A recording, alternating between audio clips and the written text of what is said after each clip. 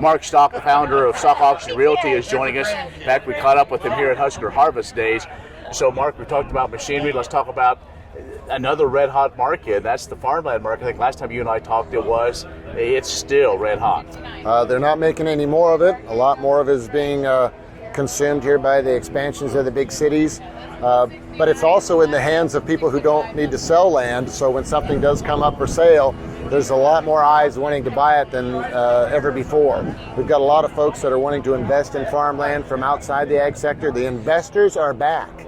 In fact, the last couple auctions we've had in several different states, the second last bidder and even the last bidder has been from investment groups that are putting their money in farmland. So we haven't seen that for a number of years. Usually the end user has been the farmer that's been paying for it because it touches something that they already have. And don't get me wrong, they're still fighting for that because they know that they only usually have one chance to buy something that touches them in their lifetime in most cases. But the land market is back to those 2013-14 highs, and we're not seeing it slow up at any. And we got cheap interest rates. That's also a driver.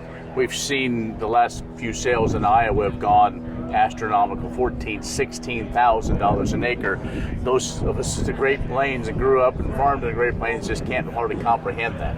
Yeah, and you wonder, how does that ever work? And the fact is, it usually doesn't.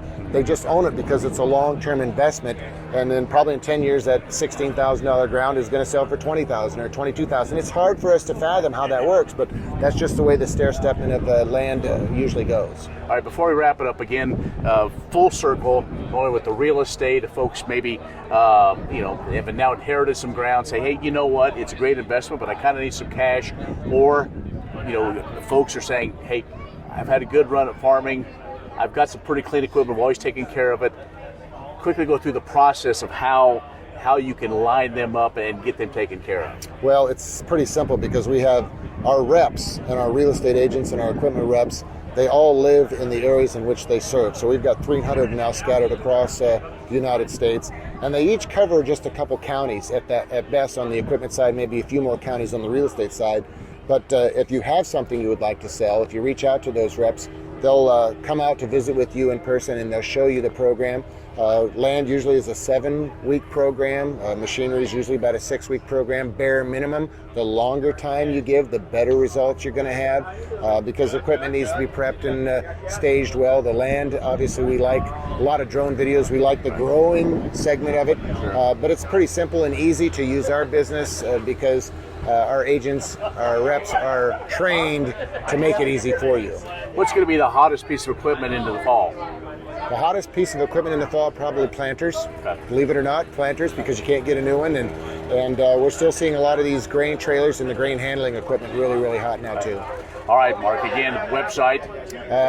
BigIron.com is our website, and our phone number is 800-WE-SELL-8. All right, easy to find.